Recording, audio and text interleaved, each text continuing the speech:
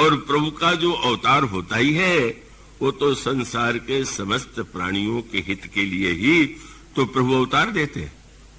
इसलिए कौशल्या जी के सामने जब प्रभु प्रकट होते हैं वहां पर सुख और हित जो है दोनों का आनंद है। सुख भी है, उन्होंने मांगा था कि महाराज जो भक्तों को सुख मिलता है वो सुख मुझे मिले। सोई सुख सोई गति सोई भगति सोई निज चरण स्नेह सोई विवेक सोई रहनि प्रभु हमें ही कृपा कर देव। पर गोस्वामी जी ने पहला शब्द क्या लिखा है? भय प्रकट कर बाला दीन दयाला। कौन बोले? कौशल्या हितकारी। वस्तुतः भगवान हितकारी है, कौशल्या हितकारी। अच्छा, तो एक ही व्यक्ति का हित करने के लिए अवतार लिया, वो कौशल्या हितकारी है, इसीलिए तो आप कह रहे हैं। तो प्रारंभ किया कौशल्या हितकारी से और बाद में मां जब स्तुति करने लगी तो प्रभु ने सोचा कि मां ने विवेक मांगा था तो मैंने दर्शन तो दे दिया। फिर पूछा, मां तुम सुख भी चाहती थी तो फिर अब सुख भी बता दो। तो उन्होंने एक वाक्य कह दिया कि जब मेरे हितैषी के रूप में तुमने भगवत रूप का दर्शन करा दिया तो सुख का उपाय यही है कि कीजिए शिशु लीला अति प्रिय शीला, यह सुख परमानुपा। बड़ी संतुलित भाषा है। अब कोई आपसे पूछे हम आपकी क्या सेवा करें, आप कह रोइए। पर अगर आपसे कोई कहे कि कोई कार्य हो तो मुझे बताइए, और आप यदि कहें कि एक नाटक हमारे यहाँ होने वाला है, उसमें एक अभिनेता की आवश्यकता है, तुम वो करना, तो आप प्रसन्न होंगे और उस अभिनेता को कार्य जो दिया गया वो अभिनय मान के तो करेगा। तो मां ने सीधे नहीं कहा कि रोइए, क्या कहा? कीजिए शिशु लीला। अब जब मनुष्य बन ही गए हो तो नाटक का ठीक ठीक निर्वाह भी कर डालो। कोई बच्चा जन्म लेता है तो हंसता थोड़ी हो, तुम तो मुस्कुरा रहे हो। इसलिए जब नाटक तो जैसे बने हो वैसे ही बन करके दिखाओ। तो भगवान ने सुन बचन सुजाना रोदन ठाना। बस मां अगर तुम्हें प्रसन्नता होती है मेरे रोने से, यही भगवान की करुणा वृत्ति है। वो करुणा वृत्ति है कि अगर मेरे रुदन से भक्त को प्रसन्नता होती है तो मुझे स्वीकार है। सुन बचन सुजाना रोदन ठाना होई बालक सुर भूपा। और उसके पश्चात समाप्त कहा क्या किया गया? कौशल्या हितकारी से प्रारंभ हुआ और छंद के बाद अगला दोहा पढ़िए तो इसमें क्या मिला? बोले कौशल्या हितकारी नहीं। जब रोने लगे तो वो रोना भी उनका इतना जोर जोर से था, साधारण बालक जैसे नहीं रोता, पर इतना जोर से रोए कि वो चारों ओर उनका रोना निवास में सबको सुनाई दे गया। सुनी शिशु रुदन परम प्रिय बानी संभ्रम चली आई सब रानी। हर्षित जाता धाई दासी आनंद मगन सकल पुरवासी। दशरथ पुत्र जन्म सुन काना मानो ब्रह्मानंद समाना। परम प्रेम तन पुलक शरीरा चाहत उठन करत मत धीरा। का बस जाकर नाम सुनत सुम होई मोरे गृह आवा प्रभु सोई। और परमानंद पूरी मन राजा कहा बुलाई बजावो बाजा। मानो भगवान का रुदन लोगों को निमंत्रण दे रहा था, मैं आ गया हूं, मनुष्य बन गया हूं। तुम्हारी आंसू के लिए ही तो मैं अपनी आंखों में आंसू ले रहा हूं। अब तुम आनंद मनाओ, उत्सव मनाओ। और तब यह लिखा गया कि राम जन्म सुख मूल। और उसके साथ तत्काल गोस्वामी जी ने दोहा लिखा, कौशल्या हितकारी तो प्रारंभ में लगे, और बाद का दोहा क्या है? बोले विप्र धेनु सुर संत हित लीन मनुज अवतार। ब्राह्मण गाय देवता और संतों के हित के लिए अवतरित हुए। तो बड़ी निराशा की बात हो गई। विप्र हित के लिए आए तो अब क्षत्रिय हित तो होएंगे ही नहीं, वैश्य हित भी शायद न हो। तो क्या भगवान के हित में भी कौशल्या और कौशल्या के बाद विप्रधेनु सुर संत हित, और उसका अभिप्राय है कि संत के हित का अर्थ है सबका हित, कि संत सरल चित जगत हित। संत तो संसार का हित चाहता है, और जब भगवान संत के लिए अवतार लेते हैं तो संत से भगवान पूछेंगे तो यही कहेंगे कि महाराज सबका हित हो, आप यही कृपा करके कीजिए। और उसकी पराकाष्ठा क्या है? पहले लगा कौशल्या के हितकारी, बाद में लगा कि विप्रधेनु सुर संत हित है। लेकिन जब अंगद को राजदूत बनाकर भेजने लगे तो एक नई बात का पता चला। अंगद ने पूछा, महाराज रावण से बात करते समय कोई आप समझते हो कि मुझे क्या करना चाहिए? तो भगवान श्री राम का क्या वाक्य था? काज हमार तासु हित होई। कौशल्या हितकारी से लेकर के जो रावण हितकारी है वह राम है। मानो रावण भले ही समझता हो कि वह मेरे शत्रु है, पर भगवान राम तो यही कहते हैं कि नहीं, रावण अगर अपने दुर्गुणों को परिवर्तित कर सके यही मेरा कार्य है, और तो मैं तो यही चाहूंगा कि रावण का भी हित हो।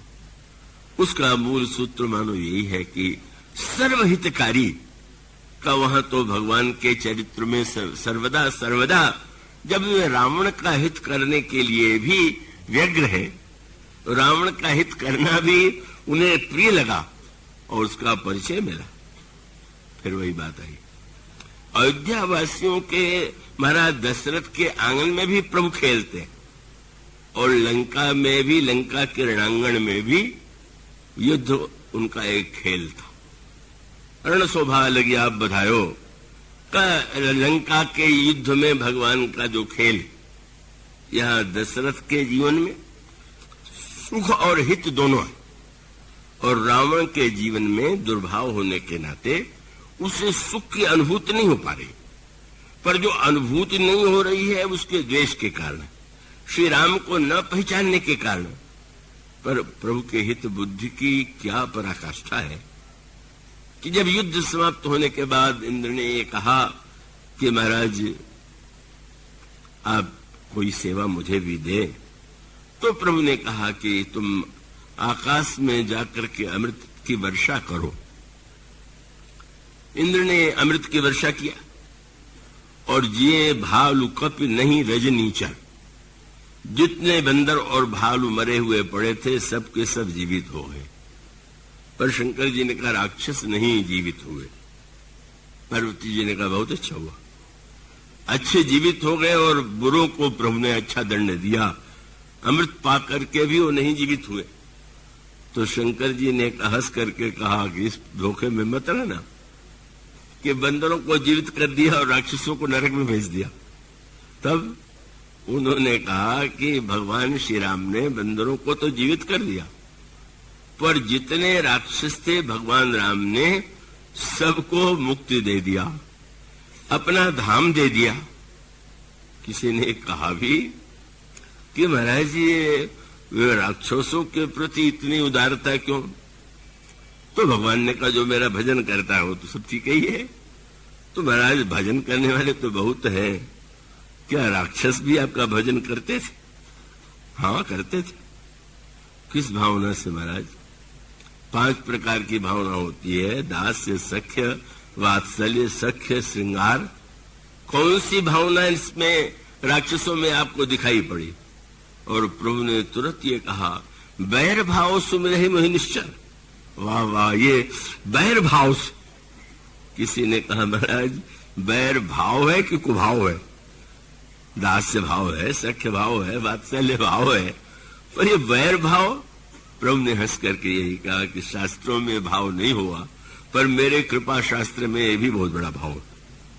मानो जो वैर करने वाले को भी शंकर जी पार्वती जी से कहते हैं बैर भाव सुमरहि मोहि निश्चर देहि परम गति अस जे जानी अस कृपालु को कहु भवानी। ऐसा कौन कृपालु होगा? और साथ में जब मंदोदरी ने रावण को देखा तो यही कहा कि आपने जीवन में कितनी बड़ी सफलताएं प्राप्त की और इतना होने के बाद भी आपने कितना बड़ा अनर्थ किया, कितना आपने कष्ट दिया, उनकी प्रिया का हरण किया। लेकिन आजन्म ते पर द्रोहरत पापौ घमय तब तनु अयम तुमहु दियो निज धाम राम नमामि करुणा कोमल। आपने इतना बड़ा अन्याय और अनर्थ किया पर भगवान ने आपको अपने धाम में ही दे दिया। तो ऐसे कृपालु श्री राम से अगर विरोध मान करके आपको कष्ट दिखाई पड़ा तो ये तो आपके ही क्रियाकलाप का परिणाम है। भगवान तो अपना ही धाम देते। किसी ने प्रभु से कहा, महाराज ये तो कोई न्याय नहीं हुआ। ये क्या न्याय हुआ कि आपने बंदरों ने सेवा किया तो आपने उन्हें ठीक है जीवित कर दिया, पर राक्षसों को आपने रावण को अपना धाम दे दिया। तो भगवान का तात्पर्य था कि अगर न्यायाधीश किसी को बहुत बड़ा अपराधी मानता है तो आजन्म कारावास दे देता कि इतने पूरे जीवन तुम जेल में रहोगे। तो भगवान ने कहा मेरा धाम ऐसे ही है कि जहां से कोई फिर निकल ही नहीं सकता, तो चलो निश्चिंत हो जाओ कि वो आजन्म कारावास हो गया। यद गत्वा निवर्तन्ते तद्धाम परमम मम, जहां जाकर व्यक्ति लौटता नहीं वही मेरा परम धाम। मानो प्रभु का जो हितैषी स्वभाव, जो सबके हित के लिए ही निरंतर उनका अवतार होता है, प्रत्येक क्रियाकलाप होता है, और उनके हितैषिता को जो समझने वाले, जीवन में ग्रहण करने वाले संत भी भगवान के स्वभाव के अनुकूल ही निरंतर दूसरों के हित के लिए ही संलग्न रहा करते। तो भले ही कभी सुख और हित समान रूप से दोनों ही बातें हो, पर कभी अगर सुख से अलग हट करके हित की बात, मानो श्री भरत ने बार बार यही कहा। रामायण का सूत्र ये है कि प्रत्यक्ष केवल कुछ क्षणों के लिए, कुछ दिनों के लिए, कुछ महीनों के लिए अगर सुख मिल गया या एक जन्म के लिए सुख मिल गया और क्षण सुख लाग जन्म कट सतकोटि, तो वो सुख किस प्रकार का सुख हो सकता है। और इसलिए मानो हितप्रद भगवान और शब्द एक ही, क्या पर ऐसा संसार में कोई नहीं है कि जो स्वार्थ युक्त न हो। तो स्वार्थ युक्त है तो कोई बुरा मानने की बात नहीं है, सभी स्वार्थ युक्त है। अगर हमारा स्वार्थ दूसरे के स्वार्थ को नष्ट नहीं करता तो स्वार्थ में कोई हानि नहीं।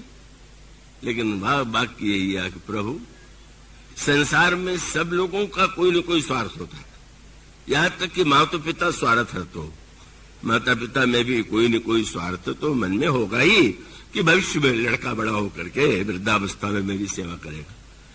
लेकिन केवल दो ही ऐसे व्यक्ति हैं जो बिना कारण के ही संसार में प्रत्येक व्यक्ति का हित करते, और वाक्य क्या है? बस उत्तर यही है उनका, क्या कब ये जो संसार में सर्वत्र स्वार्थ है, लेकिन हेतु रहित जग जुग उपकारी तुम तुम्हारे सेवक असुरारी। या तो आप सबका हित चाहते हैं या जो आपके भक्त संत हैं वो सबका हित चाहते हैं, उसे छोड़ करके दूसरों के जीवन में यह विशेषता नहीं दिखाई देती। हनुमान जी महाराज लंका में सीता जी को ढूंढते ढूंढते थक गए और जब विभीषण का भवन देखा तो सोचने लगे कि निशाचरों की नगरी में भला संत कहां से होगा। तो अचानक संशय हुआ और विभीषण प्रातः काल उठ करके जब राम नाम उन्होंने लिया, वो तो संत ही है, इतने प्रेम से राम नाम ले रहे। अब प्रश्न आया कि परिचय तो है नहीं, तो आप अगर परिचय करें तो बुरा तो नहीं मान जाएंगे। रावण के भाई है, रावण के महल के बगल में रहते हैं। तो हनुमान जी ने कहा अगर वो परिचय नहीं भी करना चाहेंगे तो मैं बलपूर्वक परिचय करूं, मिलूंगा ही, न मिलना चाहे तो भी। क्यों? बोले यही सन हठी करिहूं पहचानी साधु तो हो ही न कार्य जहानी।